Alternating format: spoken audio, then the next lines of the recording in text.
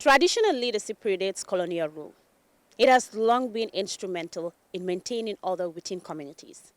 Chiefs and alkalos historically handle land distributions, dispute resolutions, and law enforcement. Even under colonial rule, they were incorporated into indirect governance structures.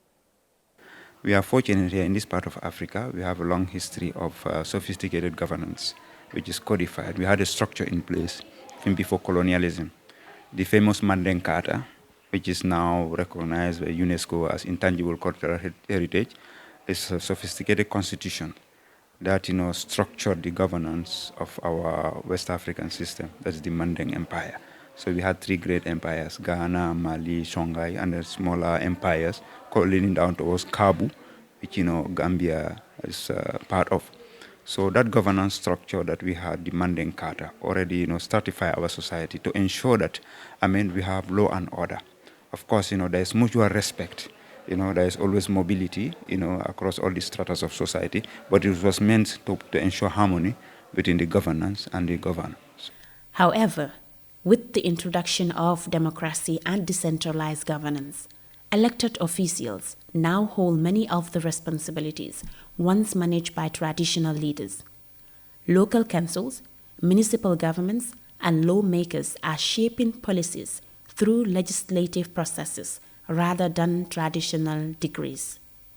Despite these changes, traditional leaders remain relevant, particularly in rural areas. Many community members still prefer to resolve disputes through them rather than through the legal system, which can be costly and time-consuming. Come independence, we had our constitution, and now we have the 1997 constitution, which recognized customary law, as part of the sources of Gambian law. So customary law, that's where the Alkalolu and the chiefs came in. They rule according to our customs and traditions. So each region has a culture. So it applies to the values of a given community. We also have Sharia for those who adhere to the Islamic faith. So through this customary system, already there is a constitutional justification, for the chiefs and the traditions to be part of governance. We have the Local Government Act, which is also in place to ensure that there is harmony between the central government and the local government. So they are still relevant because at the end of the day, you have to have that complementarity between the grassroots. They understand the community. Governments comes and go.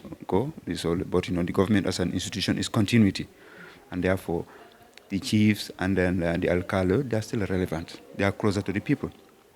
Our people are used to this customary system, conflict resolution, and also building social harmony. The chiefs and the Alkalus are closer to them.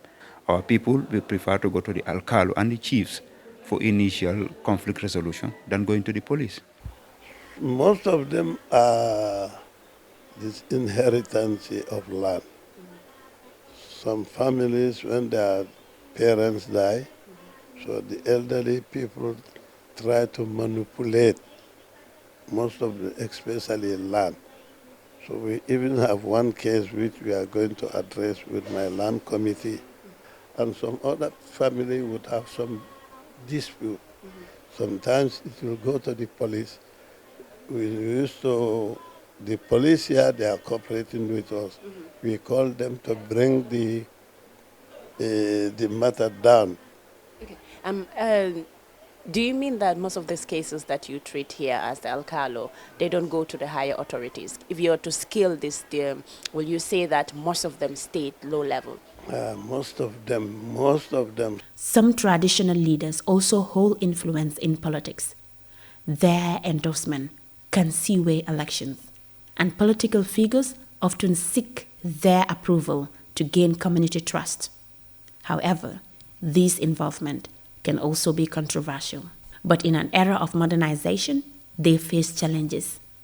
Some critics argue that traditional leaders can be patriarchal and resistant to progressive policies. Younger generations, influenced by digital connectivity and global perspectives, may also view their authority as outdated. It is the government that appointed me as Alkalolu. Either by force or most, I have to work with them constantly and then try to sell their agenda. The agenda I know of the government is to develop the country. So I always organize, go to the peer group, sit with them to discuss. I know some others' ideas are very salty, but I have to try to sell my idea to them. That the government of the day, even in the Quran, they said we have to follow our rulers. To remain relevant, traditional leaders are adapting, taking on advisory roles and collaborating with elected officials on community projects. As the Gambia continues to evolve, so too must its traditional leadership. The challenges remain, but how can the country integrate its rich traditions with modern governance to ensure stability and progress? Reporting for GRTS News, I am Dado Cham.